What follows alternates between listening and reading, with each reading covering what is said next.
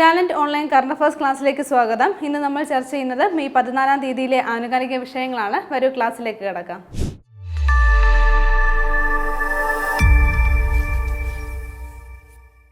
അടുത്ത് തന്നെ വരാൻ പോകുന്ന CPO എക്സാമിന് വേണ്ടി നടക്കുന്നവർക്കായി ടാലന്റ് അക്കാദമിയുടെ CPO റാങ്ക് ഫയലുകൾ ഇപ്പോൾ അവൈലബിൾ ആണ്. 3 വോളിയങ്ങളായിട്ടാണ് ഈ ഒരു റാങ്ക് ഫയലുകൾ നിങ്ങൾക്ക് ലഭ്യമാവുന്നത്.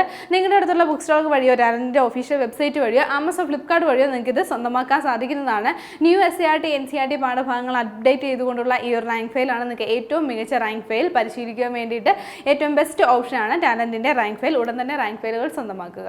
ഇന്ന് ആദ്യം നമ്മളൊരു അപ്പോയിൻമെന്റ് ആണ് ചർച്ച ചെയ്യുന്നത്. 2026 മെയ്യിൽ ഒമാൻ സുൽത്താനേറ്റിലേക്കുള്ള ഇന്ത്യൻ അംബാസഡറായി നിയമിതനായത് ആരെന്നാണ് നോക്കുന്നത്. ആരാണ്? പ്രശാന്ത് പിസയാണെന്നാണ് ഈ ഒരു പോസ്റ്റിലേക്ക് വന്നിട്ടുള്ളത്. എന്താണ് 2026 മെയ്യിലാണ് ഈ ഒരു അപ്പോയിൻമെന്റ് വന്നിട്ടുള്ളത്. ഒമാനിന്റെ ഒമാൻ സുൽത്താനേറ്റിലേക്കുള്ള ഇന്ത്യൻ അംബാസഡറായിട്ടാണ് അദ്ദേഹം നിയമിതനാകുന്നത്. ആരാണെന്ന് പറഞ്ഞു? പ്രശാന്ത് പിസയാണ്. നിലവിൽ അദ്ദേഹം സ്ലോവാക് റിപ്പബ്ലിക്കിന്റെ ഇന്ത്യൻ അംബാസഡറാണ്. ഇനി അദ്ദേഹം ഒമാനിന്റെ ഇന്ത്യൻ അംബാസഡറായിട്ട് നിയമിതനായിരിക്കുകയാണ്. ഇനി ഓർത്തു വെക്കുക, ഒമാൻ സുൽത്താനേറ്റിലേക്കുള്ള നിലവിലെ ഇന്ത്യൻ അംബാസഡർ ആരാണ്? GV ശ്രീനിവാസ് ആണ്. ഓർത്തു വെക്കുക, GV ശ്രീനിവാസ് ആണ്. അപ്പോൾ അദ്ദേഹത്തിന് ശേഷം ആരാണ് ആകുന്നതെന്ന് ഓർത്തു വെക്കുക, പ്രശാന്ത് പിസയാണ് കേട്ടോ. ഒമാൻ സുൽത്താനേറ്റിലേക്കുള്ള ഇന്ത്യൻ അംബാസഡർ ആയിട്ട് മാറുന്നത്. അപ്പോൾ 2026 മെയ്യിലാണ് ഈ ഒരു അപ്പോയിൻമെന്റ് വന്നിട്ടുള്ളത്. ഇനി മറ്റൊരു അപ്പോയിൻമെന്റ് നമ്മൾ നോക്കുകയാണ്. 2026 മെയ്യിൽ തമിഴ്നാട് മുഖ്യമന്ത്രിയുടെ അഡീഷണൽ സെക്രട്ടറിയായി നിയമിതനായത് ആരെന്നാണ്. അപ്പോൾ ഈ ഒരു പോസ്റ്റിലേക്ക് വന്നിട്ടുള്ള മലയാളിയാണ്. ഓർത്തു വെക്കുക, V വിഷ്ണുവാണ്. ആരാണ്? V വിഷ്ണുവാണ്. അപ്പോൾ അദ്ദേഹം ഒരു മലയാളിയാണെന്ന് ഓർത്തു വെക്കുക. തമിഴ്നാട് മുഖ്യമന്ത്രിയായിട്ടുള്ള C ജോസഫ് വിജയ് അദ്ദേഹത്തിന്റെ അഡീഷണൽ സെക്രട്ടറി ആയിട്ടാണ് നിയമിതനായിരിക്കുന്നത്. ആരാണെന്ന് ഓർത്തു വെക്കുക, കൊച്ചി സ്വദേശിയായിട്ടുള്ള V വിഷ്ണുവാണ് ഈ ഒരു പോസ്റ്റിലേക്ക് അപ്പോയിൻമെന്റ് ആയത്. ഇനി നമ്മൾ നോക്കുന്ന പോയിന്റ് ലക്കുണ്ടി ഗ്രാമം സ്ഥിതി ചെയ്യുന്ന സംസ്ഥാനം ഏതെന്നാണ്. ലക്കുണ്ടി ഗ്രാമം സ്ഥിതി ചെയ്യുന്ന സംസ്ഥാനം ഏതെന്നാണ്. ഓർത്തു വെക്കുക, കർണാടകയിലാണ്. എവിടെയാണ്? കർണാടകയിലാണ് ഈ ഒരു ഗ്രാമം സ്ഥിതി ചെയ്യുന്നത്. കർണാടകയിലെ ഗദഗ് എന്നുള്ള ജില്ലയിലാണ് ഈ ഒരു ലക്കുണ്ടി ഗ്രാമം സ്ഥിതി ചെയ്യുന്നത്. ഇതിന്റെ പ്രത്യേകത എന്തെന്ന് പറഞ്ഞാൽ, അതായത് ഈ ഒരു ലക്കുണ്ടി ഗ്രാമത്തിന്റെ പ്രത്യേകത എന്തെന്ന് പറഞ്ഞാൽ, ഇന്ത്യയിലുള്ള ഏറ്റവും വലിയ ഓപ്പൺ മ്യൂസിയം ആയിട്ട് മാറാൻ പോവുകയാണ് ലക്കുണ്ടി ഗ്രാമം. ഇന്ത്യയിലെ ഏറ്റവും വലിയ ഓപ്പൺ മ്യൂസിയം ആയിട്ട് മാറാൻ പോവുകയാണ്. നിലവിൽ ഇന്ത്യയിലെ ഏറ്റവും വലിയ ഓപ്പൺ മ്യൂസിയം ഏതാണ്? അത് തെലങ്കാനയിലെ വാറങ്കലാണ് കേട്ടോ. തെലങ്കാനയിലെ വാറങ്കൽ ഓപ്പൺ മ്യൂസിയം ആണ് നിലവിൽ ഇന്ത്യയിലെ ഏറ്റവും വലിയ ഓപ്പൺ മ്യൂസിയം എന്ന് പറയുന്നത്. അപ്പോൾ വാറങ്കൽ ഓപ്പൺ മ്യൂസിയത്തെ പിന്തള്ളിക്കൊണ്ട് ലക്കുണ്ടി ഗ്രാമം ഇന്ത്യയിലെ ഏറ്റവും വലിയ ഓപ്പൺ മ്യൂസിയം ആയിട്ട് മാറുകയാണ്. എവിടെയാണ് സ്ഥിതി ചെയ്യുന്നത്? കർണാടകയിലാണ് സ്ഥിതി ചെയ്യുന്നതെന്ന് പറഞ്ഞു. ഇനി വാറങ്കലിലുള്ള ഈ ഒരു ഓപ്പൺ മ്യൂസിയം എവിടെയാണ് സ്ഥിതി ചെയ്യുന്നത്? അത് തെലങ്കാനയിലാണ് സ്ഥിതി ചെയ്യുന്നത്. അപ്പോൾ വാറങ്കലിലുള്ളത് 2000-ലധികം പുരാവസ്തുക്കളാണ് അവിടെ നിന്ന് കണ്ടെത്തിയിട്ടുള്ളത്. എന്നാൽ ഈ ഒരു ലക്കുണ്ടി ഗ്രാമത്തിൽ നിന്നും 3000-ലധികം പുരാതന വസ്തുക്കൾ ഇപ്പോൾ തന്നെ ഗവേഷകർ കണ്ടെത്തിയിട്ടുണ്ട്. ഈ കർണാടകയിലുള്ള ലക്കുണ്ടി ഗ്രാമത്തിൽ നിന്നും അതേപോലെ ഗ്രാമത്തിന് പുറത്തുള്ള കൃഷിയിടങ്ങളിലും മറ്റുമായിട്ട് പ്രദേശങ്ങളിൽ നിന്നുമായിട്ട് ഈ ഒരു നടത്തിയിട്ടുള്ള പര്യവേഷണത്തിൽ നിന്ന് കുറേയധികം ലിഖിതങ്ങൾ, പുരാതന ലിഖിതങ്ങളും അതേപോലെ ശില്പങ്ങളും ഒക്കെ കണ്ടെത്തിയിട്ടുണ്ട്. അപ്പോൾ ഇത്തരത്തിൽ 3000-ലധികം ഈ ഒരു പുരാതന വസ്തുക്കളൊക്കെ കണ്ടെത്തിയതിനെ തുടർന്ന് ഇനി ഇന്ത്യയിലെ ഏറ്റവും വലിയ ഓപ്പൺ മ്യൂസിയം ആയിട്ട് മാറുന്നത് ഏതാണെന്ന് ഓർത്തു വെക്കുക, ലക്കുണ്ടി ഗ്രാമമാണ്. എവിടെയാണ് സ്ഥിതി ചെയ്യുന്നത്? കർണാടകയിലാണ് സ്ഥിതി ചെയ്യുന്നത്. അടുത്തത് ടാലന്റിന്റെ ഒരു ബെസ്റ്റ് ഓഫറെ കുറിച്ചാണ് പറയുന്നത്. ഇനി വരുന്ന LP UP അസിസ്റ്റന്റ് എക്സാമിന് വേണ്ടി തയ്യാറെടുക്കുന്നവർക്കായി ടാലന്റിന്റെ LP UP assistant rank file തയ്യാറായി കഴിഞ്ഞു. അപ്പോൾ ഈ ഒരു റാങ്ക് ഫയൽ നിങ്ങൾക്ക് താഴെ തന്നിരിക്കുന്ന ലിങ്ക് വഴി പർച്ചേസ് ചെയ്യുകയാണെങ്കിൽ നിങ്ങൾക്ക് അതിലൊരു കൂപ്പൺ കോഡ് ആഡ് ആക്കിക്കൊണ്ട് മികച്ച ഓഫർ സ്വന്തമാക്കാവുന്നതാണ്. ഇനി ആ കൂപ്പൺ കോഡ് ഇതാണ്, LPUPSM എന്നാണ്. LPUPSM എന്നുള്ള ഈ ഒരു കൂപ്പൺ കോഡ് കൂടി കൊടുക്കുകയാണെങ്കിൽ നിങ്ങൾക്ക് ബെസ്റ്റ് ഓഫറിൽ ഈ ഒരു റാങ്ക് ഫയൽ സ്വന്തമാക്കാൻ സാധിക്കുന്നതാണ്. അപ്പോൾ ഉടൻ തന്നെ റാങ്ക് ഫയൽ വാങ്ങിച്ച് പഠിച്ചു തുടങ്ങുക, നല്ല രീതിയിൽ പരീക്ഷ എഴുതുക. അടുത്ത നമ്മൾ നോക്കുന്ന പോയിന്റ് ഇതാണ്, ഇന്ത്യയിൽ ആദ്യമായി ലോ എമിഷൻ സോൺ നടപ്പിലാക്കാൻ ഒരുങ്ങുന്ന നഗരം ഏതെന്നാണ്. ഓർത്തു വെക്കുക, പൂനെയിലാണ്. എവിടെയാണ്? മഹാരാഷ്ട്രയിലെ പൂനെയിലാണ് ഇന്ത്യയിൽ ആദ്യമായിട്ട് ലോ എമിഷൻ സോൺ നടപ്പിലാക്കാൻ പോകുന്നത്. അപ്പോൾ പൂനെയിലെ തന്നെ ഏറ്റവും മലിനീകരണം നേരിടുന്ന ശിവാജി നഗറിലാണ്. എവിടെയാണ്? ശിവാജി നഗറിലാണ് ആദ്യമായിട്ട് ഈ ഒരു സോൺ കൊണ്ടുവരാൻ പോകുന്നത് എന്നുള്ള കാര്യം ഒന്ന് നോട്ട് ചെയ്ത് വെക്കുക. 2 മാസത്തിനുള്ളിൽ ഇതെന്താണ് പ്രാബല്യത്തിൽ വരുന്നതായിരിക്കും. അപ്പോൾ ഈ ഒരു നഗരത്തിന്റെ 7 മുതൽ 10% വരുന്ന പ്രദേശമാണ് ഈ ഒരു ലോ എമിഷൻ സോൺ ആയിട്ട് നടപ്പിലാക്കാനായിട്ട് പോകുന്നത്. ഇനി എന്താണ് ലോ എമിഷൻ സോൺ സോൺ എന്നുള്ള കാര്യം കൂടി ഒന്ന് നോട്ട് ചെയ്ത് വെക്കുക. ഏതെങ്കിലും ഒരു പ്രദേശത്തെ അല്ലെങ്കിൽ ഒരു നഗരത്തിൽ എന്താണ് ഇത്തരത്തിൽ ഹൈ പൊല്യൂട്ടഡ് ആയിട്ടുള്ള വാഹനങ്ങൾ കടത്തിവിടാതിരിക്കുക, അല്ലെങ്കിൽ അവ കടത്തിവിടുന്നതിന് ചാർജ് ഈടാക്കുന്ന തരത്തിലുള്ള സോണുകളെയാണ് അല്ലെങ്കിൽ അത്തരത്തിൽ എന്താണ് നിശ്ചയിക്കുന്നതിനെയാണ് സോണുകളായിട്ട് നിശ്ചയിക്കുന്നതിനെയാണ് ലോ എമിഷൻ സോൺ എന്ന് പറയുന്നത്. അപ്പോൾ ഇത്തരത്തിൽ ഇന്ത്യയിൽ ആദ്യമായിട്ട് ലോ എമിഷൻ സോൺ നടപ്പിലാക്കാൻ ഒരുങ്ങുന്ന നഗരം ഏതാണെന്ന് ഓർത്ത് വെക്കുക.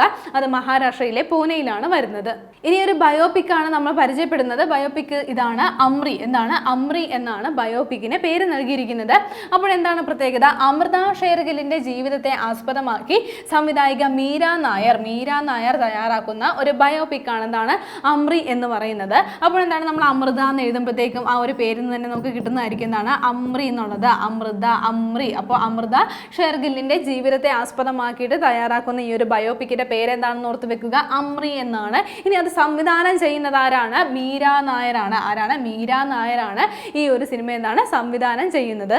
ഇനി ഒരു സിനിമയിൽ അമൃത ഷേർഗിലായിട്ട് വേഷമിടുന്നത് അഞ്ജലി ശിവരാമനാണ്. എന്താണ്? അഞ്ജലി ശിവരാമനാണ് എന്താണ് അമൃത ഷേർഗിലായിട്ട് വേഷമിടുന്നത്. ഇനി അമൃത ഷേർഗിൽ നമുക്ക് എന്താണ് ആർട്സ് ആൻഡ് കൾച്ചർ എന്നുള്ള ഭാഗത്ത് പഠിക്കാനുള്ള ഒരു വ്യക്തിയാണ്.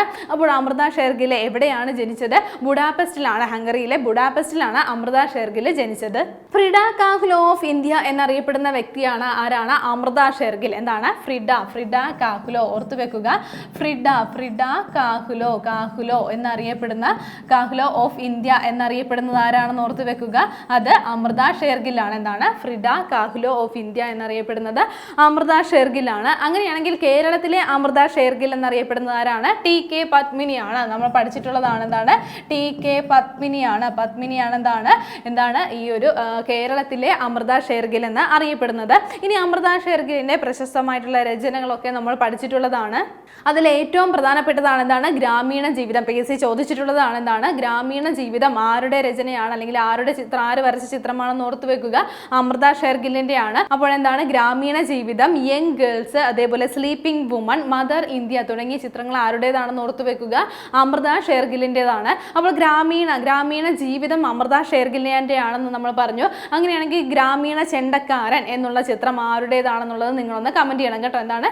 ഗ്രാമീണ ചെണ്ടക്കാരൻ എന്നുള്ള ചിത്രം ആരുടേതാണെന്നുള്ളത് ഒന്ന് കമന്റ് ചെയ്യുക. ആരുടെ രചനയാണ് അതെന്നുള്ള കാര്യം പറയുക. അപ്പോൾ അതും PSCക്ക് നിരവധി തവണ ചോദിച്ചിട്ടുള്ളതാണ്. ഇനി നമ്മൾ നോക്കിയത് എന്താണ്? ഒരു ബയോപിക് ആയിരുന്നു. ആരുമായി ബന്ധപ്പെട്ട ബയോപിക് ആണ്? ഓർത്തു വെക്കുക, അമൃത ഷേർഗിലിന്റെ ഒരു ബയോപിക് ആണ് അമ്രി എന്നുള്ളത്. അത് സംവിധാനം ചെയ്യുന്നത് ആരാണ്? മീര നായരാണ്. ഇനി ഒരു ഇൻഷുറൻസുമായി ബന്ധപ്പെട്ട പോയിന്റ് നമുക്ക് നോക്കാം. സമുദ്ര ഇൻഷുറൻസ് പരിരക്ഷ ഉറപ്പാക്കുന്നതിനായി ധനകാര്യ മന്ത്രാലയത്തിന് കീഴിലുള്ള ധനകാര്യ സേവന വകുപ്പ് ആരംഭിച്ച ഇൻഷുറൻസ് ഏതെന്നാണ്? ഓർത്തു വെക്കുക, ഭാരത് മാരിടൈം ഇൻഷുറൻസ് പൂൾ എന്നുള്ളതാണ്. എന്താണ്? ഭാരത് മാരിടൈം ഇൻഷുറൻസ് പൂൾ എന്നുള്ളതാണ്. എന്തിനു വേണ്ടിയിട്ടാണ് കൊണ്ടുവരുന്നതെന്ന് ഓർത്തു വെക്കുക, സമുദ്ര ഇൻഷുറൻസ് പരിരക്ഷ ഉറപ്പാക്കുന്നതിന് വേണ്ടിയിട്ടാണ്. അപ്പോൾ നിലവിലെ സാഹചര്യങ്ങൾക്കൊക്കെ നമുക്ക് അറിയാവുന്നതാണ്, കുറേ സംഘർഷങ്ങളും യുദ്ധങ്ങളും എല്ലാം ഉള്ളതാണ്. അപ്പോൾ ഈ സമയത്ത് എന്താണ് നമ്മുടെ ഈ ഒരു സമുദ്ര ആ ഒരു ബന്ധപ്പെട്ടിട്ടുള്ള നമ്മുടെ കപ്പലുകൾക്കും മറ്റുമുള്ള സംരക്ഷണവും അതേപോലെ ഈ ഒരു സമുദ്ര പരിരക്ഷ ഇൻഷുറൻസ് ഉറപ്പാക്കുന്നതിന് വേണ്ടിയിട്ടാണ് എന്താണ് ഈ ഒരു ഇൻഷുറൻസ്, അതായത് ഭാരത് മാരിടൈം ഇൻഷുറൻസ് പൂൾ കൊണ്ടുവന്നിരിക്കുന്നത്. ഇനി ആരാണ് കൊണ്ടുവന്നതെന്ന് പറഞ്ഞു? ധനകാര്യ മന്ത്രാലയത്തിന് കീഴിലുള്ള ധനകാര്യ സേവന വകുപ്പാണ് ഈ ഒരു ഇൻഷുറൻസ് ആരംഭിച്ചിരിക്കുന്നത്. മാത്രമല്ല ഈ ഒരു ഇൻഷുറൻസിന് മറ്റൊരു പ്രത്യേകത കൂടിയുണ്ട്. 1.4 ബില്യൺ എന്താ US ഡോളർ സോവറിൻ ഗ്യാരണ്ടി വരുന്ന ഇൻഷുറൻസ് ആണ് ഇതിലൂടെ കിട്ടുന്നത്. അപ്പോൾ ഈ ഒരു ഇൻഷുറൻസ് എന്താണ് നമ്മൾ പറഞ്ഞു? ഭാരത് മാരിടൈം ഇൻഷുറൻസ് പൂൾ ആണ്. ആരംഭിച്ചത് ആരാണെന്ന് പറഞ്ഞു? ധനകാര്യ സേവന വകുപ്പാണ് ഈ ഒരു ഇൻഷുറൻസ് ആരംഭിച്ചിരിക്കുന്നത്. സമുദ്ര ഇൻഷുറൻസ് പരിരക്ഷ ഉറപ്പാക്കുന്നതിന് വേണ്ടിയിട്ടാണ് ഈ ഒരു യുദ്ധ സാഹചര്യങ്ങളിലും സംഘർഷങ്ങളുള്ള സാഹചര്യങ്ങളിലും സമുദ്ര പരിരക്ഷ ഉറപ്പാക്കിക്കൊണ്ട് അതിലൊരു മുടക്കവും വരുത്താതിരിക്കാൻ വേണ്ടിയിട്ടാണ് ഇൻഷുറൻസ് ആരംഭിച്ചിരിക്കുന്നത്. ഇനി ഒരു വേദിയാണ് നമ്മൾ ചർച്ച ചെയ്യുന്നത്. 2026 ബ്രിക്സ് വിദേശകാര്യ മന്ത്രിമാരുടെ യോഗത്തിന്റെ വേദി എവിടെയെന്നാണ്? ന്യൂഡൽഹിയാണ് വേദിയാവുന്നത്. 2026 ബ്രിക്സ് വിദേശകാര്യ മന്ത്രിമാരുടെയാണ് എന്താണ് ഫോറിൻ മിനിസ്റ്റേഴ്സ് മീറ്റിംഗ് ആണ്.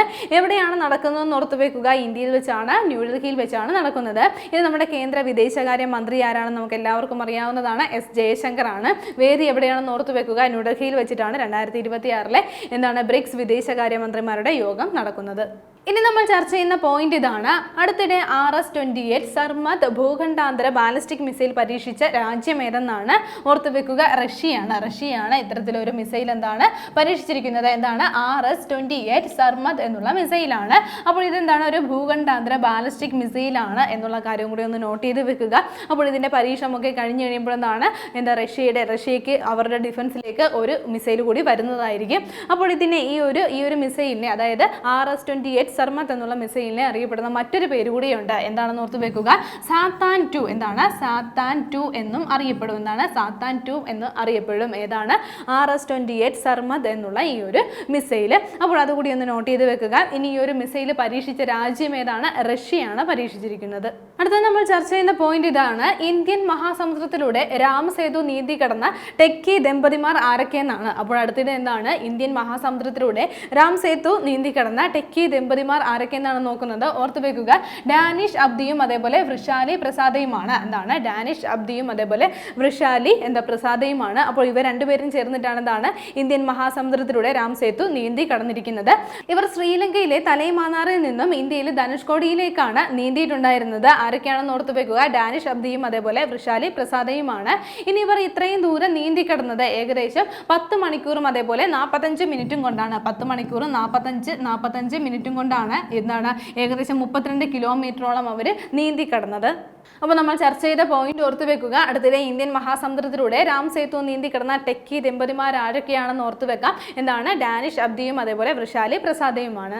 ഇനി വരുന്ന PSC പരീക്ഷകളിലെ ഏറ്റവും ഇമ്പോർട്ടൻറ്റ് പാർട്ടാണ് നമ്മുടെ SCERT പാഠഭാഗം. ഈ ഒരു SCERT പാഠഭാഗം നിങ്ങൾ പഠിച്ചു കഴിഞ്ഞിട്ടുണ്ടെങ്കിൽ നിങ്ങൾക്ക് അതിൽ മികച്ച രീതിയിൽ റിവിഷൻ ചെയ്യുവാൻ വേണ്ടി ടാലന്റ് അക്കാദമിയുടെ പരിശീലന ചോദ്യങ്ങൾ അടങ്ങിയിട്ടുള്ള, അതായത് SCERT പാഠഭാഗങ്ങളിലെ പരിശീലന ചോദ്യങ്ങൾ അടങ്ങിയിട്ടുള്ള ബുക്ക് പുറത്തിറങ്ങിയിട്ടുണ്ട്. അപ്പോൾ ഇതിലൂടെ നിങ്ങൾക്ക് 4300-ലധികം പരിശീലന ചോദ്യങ്ങളാണ് ലഭിക്കുന്നത്.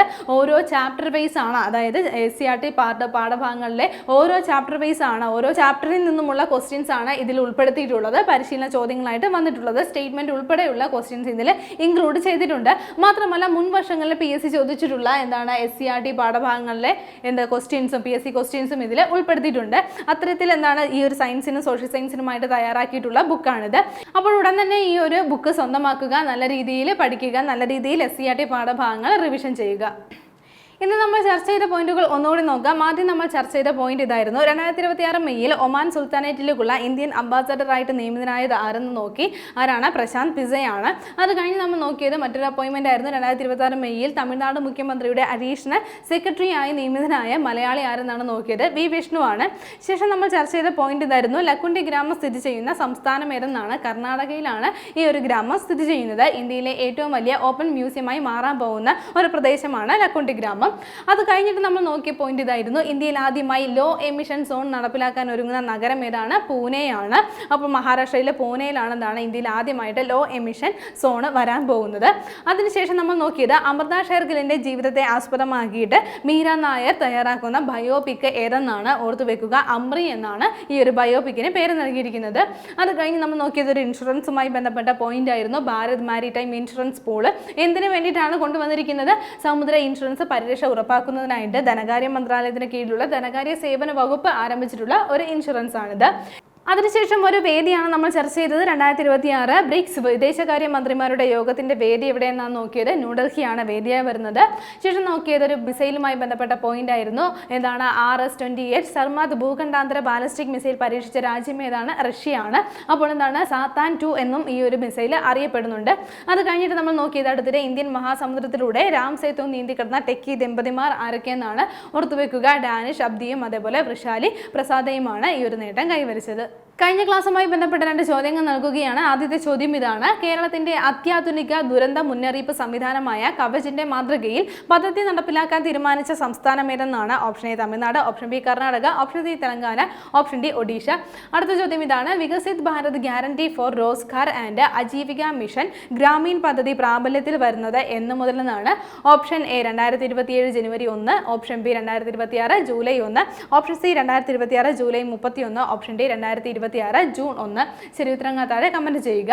ഇനി കഴിഞ്ഞ ക്ലാസ്സിൽ നൽകിയിരുന്ന ചോദ്യങ്ങളുടെ ഉത്തരങ്ങൾ നോക്കാം. ആദ്യത്തെ ചോദ്യം ഇതായിരുന്നു, സി ജോസഫ് വിജയുടെ പാർട്ടി ഏതെന്നായിരുന്നു ചോദ്യം. ശരി ഉത്തരം ഏതാണ്? ഓപ്ഷൻ ബി ആണ്. എന്താണ്? തമിഴക വെട്രിക്കഴകം എന്നുള്ളതാണ് അദ്ദേഹത്തിന്റെ പാർട്ടി. അതിനുശേഷം നമ്മൾ നോക്കിയത് രണ്ടാമത്തെ ക്വസ്റ്റ്യൻ ഇതായിരുന്നു, 2026 മെയ്യിൽ പുതുച്ചേരി മുഖ്യമന്ത്രിയായി നിയമിതനായത് ആരെന്നായിരുന്നു ചോദ്യം. ശരി ഉത്തരം ഏതാണ്? ഓപ്ഷൻ ഡി ആണ്. എന്താണ്? എൻ രംഗസ്വാമിയാണ് ഈ ഒരു പോസ്റ്റിലേക്ക് പുതുച്ചേരിയുടെ പുതിയ മുഖ്യമന്ത്രിയായി നിയമിതനായത്. ഇന്ന് നമ്മൾ ചർച്ച ചെയ്ത പോയിന്റുകൾ നിങ്ങൾക്ക് എല്ലാവർക്കും മനസ്സിലായി കാണുമെന്ന് വിശ്വസിക്കുന്നു. നന്നായി പഠിക്കുക, നന്നായി മുന്നേറുക. മറ്റൊരു ക്ലാസ്സുമായി വീണ്ടും കാണാം.